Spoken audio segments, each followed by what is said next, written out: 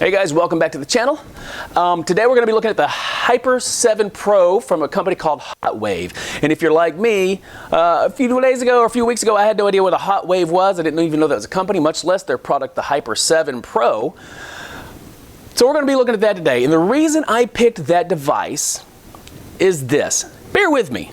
Unless you're familiar with the channel, you know, I don't do tech reviews. This isn't my gig. This isn't what I do. But I bought a phone a couple months ago because I kept breaking my flagship phone.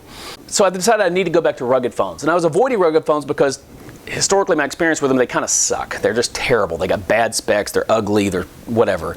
I ordered one. It was amazing. That was a Ulefone 25T Pro. I liked it so much I ordered another phone from them, the Ulefone 27 Pro. My son's using that one. And then I made a review video about those, and those got a lot of traction, and people kept asking me, can you do this one? Can you do that one? So this Hotwav Hyper 7 Pro is specifically for this channel. I searched this one out specifically because I wanted something that first off, I thought people wouldn't be familiar with, because the iPhones and the Galaxies and the Motorola flips, flaps, all those things, they get all the attention. I wanted something that had pretty darn good specs. And I also wanted a feature or two that I've never experienced, because some of these rugged phones from these smaller companies, they have really weird, interesting, strange features, some of them amazing features. So the Hotwav 7 Pro, Hyper 7 Pro, has pretty darn good specs. 16 gigs of RAM. I won't go through all the specs. That's boring. You can look that up. I'll splash some of them up on the screen, and I'll talk about one or two, but the specs are pretty good. Unless you're doing something really crazy like intense gaming, this phone should be pretty good at that. But it has two features that I've never experienced firsthand. One is it has this camping light, this cob light. We used to call them LED cob lights. It has one of those on the back. The other thing it has, which I think is a gimmick, I've always thought these are gimmicks, is a rear touchscreen display. Why would you need that? Why would I want to look at the back of the phone and I can just flip it over? But I first saw these several years ago on phones, and I thought, that's stupid, that's a gimmick. I'm thinking they just have extra parts laying around and we're just going to do something to get some attention. And when companies do a gimmicky thing, if it doesn't get any traction, like the LG Wing, that feature goes away because nobody actually wants it. But I kept seeing like reiterations of the rear's display, and there's all sorts of variations out there. There's round ones, there's little ones, there's big ones. It's like, there might be something to this. Like if they're keeping doing it, then people want it apparently, so maybe I'm wrong. I mean, obviously you can use it for like if you do selfies. I'm a grown man, I don't do selfies. But if you want to do like this is a 200 megapixel camera on it. You could do a 200 megapixel selfie and like check out all the food stuck in my beard. I don't know, we'll see. I think it's a gimmick. We'll see. Tell me, what do you think of the rear display? Do you have a phone with one?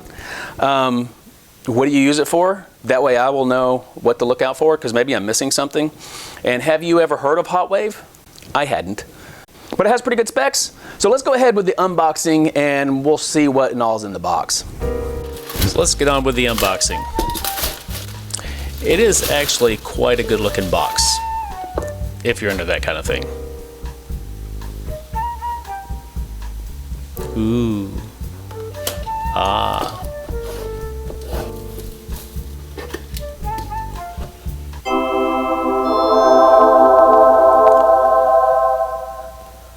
So in the box, this American gets a European style plug. We get a little booklet, a useless tool. Well, it's good if you have an inferior phone.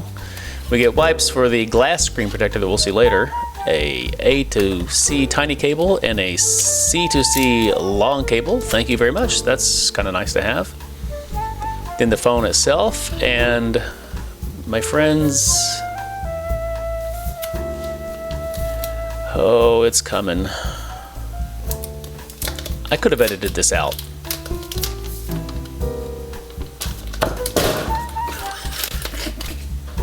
And that, ladies and gentlemen, that's why I need a rugged phone. I'm not acting. I really am a klutz. Oh, bother. So you can't really see it in the video, but after I peel off this plastic, there is a plastic screen protector under that, pre-installed from the factory. That's nice. And under the phone is the glass screen protector. Yay! That's the unboxing. That's the unboxing. So I'll admit, when I saw this online, I was not impressed at all with the back of the device. I thought this fake leather was plastic. I thought this didn't look good. I've also never had this on a phone before. In person, I know it doesn't photograph well, but I really like this texture. It's slightly soft and it looks sharp. It looks good. It has like a fake leather texture to it. So my car, the entire interior is leather, with the exception of, you know, the metal stuff. It's a Ford. But there's parts of the interior that aren't leather, but are designed to look like leather, and it's soft touch plastic. That's what this reminds me of. It's the parts you can't really reach, but you can reach them. You know, like you're not going to daily touch them. Like the top of the dash is like, I think it's fake leather. Anyway, this is what that reminds me of. A couple of things to note. There's no headphone jack on this phone. There's no wireless charging on this phone. So I guess the cob light, you know, that's your swap out.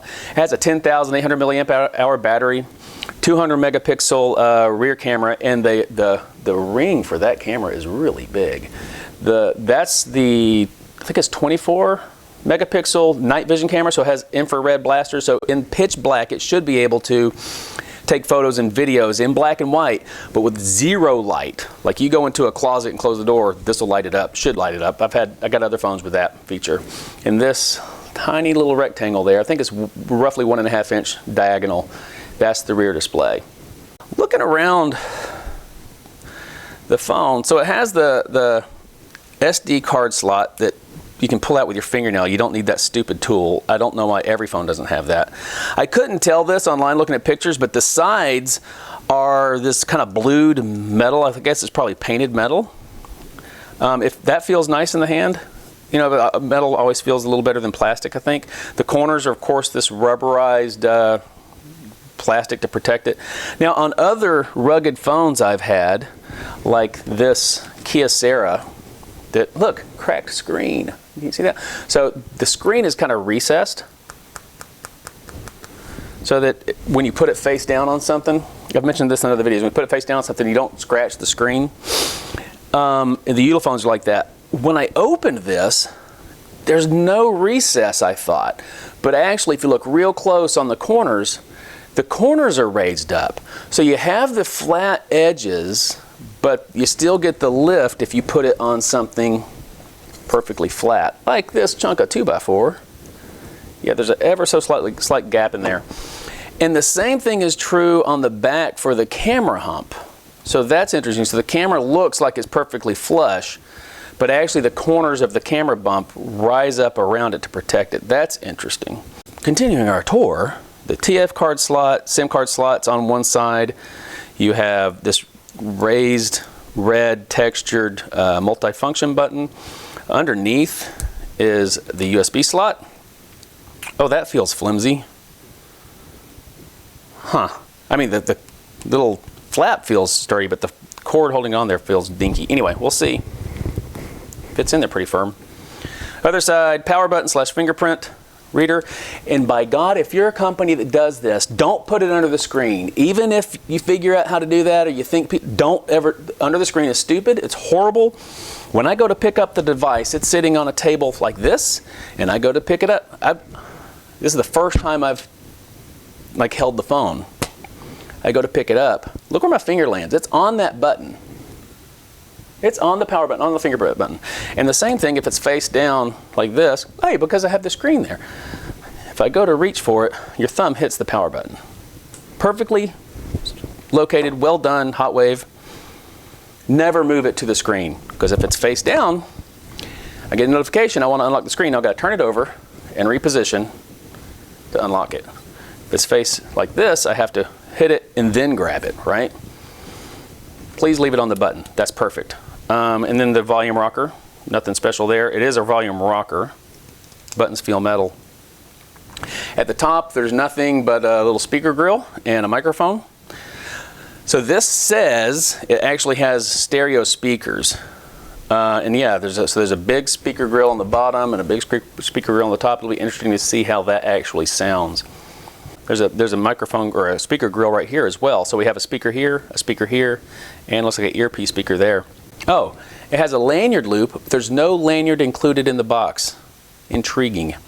It's heavy. It's not too bad. I think it's probably, this is significantly lighter than the 27 Pro I have, which has a slightly smaller battery, a 10,000 plus milliamp hour battery. Feels good in the hand. I like it. It doesn't bulge out as much as the Uliphones do on the edges. See how it gets wider along the edge here, or on the corners, so that if you're holding it, it kind of catches in your hand. That's nice. Good design. Okay, so just a little channel update and let you know what we're going to do with this. So I typically find unboxing videos to be silly. That's why I'm trying to give you like a real tour of it. But you have no idea if this phone's any good. I don't have any idea if this phone's any good. And a lot of the reviewers, they'll play with the phone in the studio for a few hours and then do like a review. Or even like Mr. Mobile, who does, he's probably my favorite. He'll use the phone for a week or two, but he doesn't use the phone like I do, man. He puts them in a satchel and the phones are super protected. I'm gonna actually, my SIM card's gonna go in this today.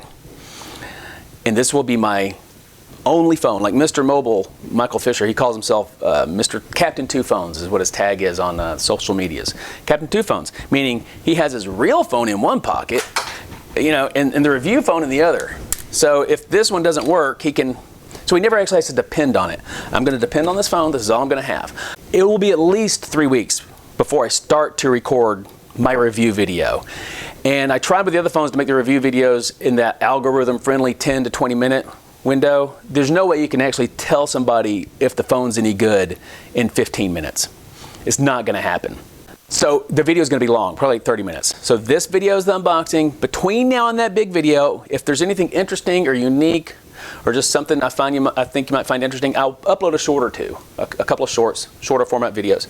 So watch this space, like and subscribe, all that stuff. So yeah, like, subscribe, comment, all that stuff. Subscribe so that when the other videos come live, you get to see them and you don't miss it. Oh, 280 bucks on AliExpress. 10-day, I think, delivery. Not bad. It's faster than Amazon was with my other phone.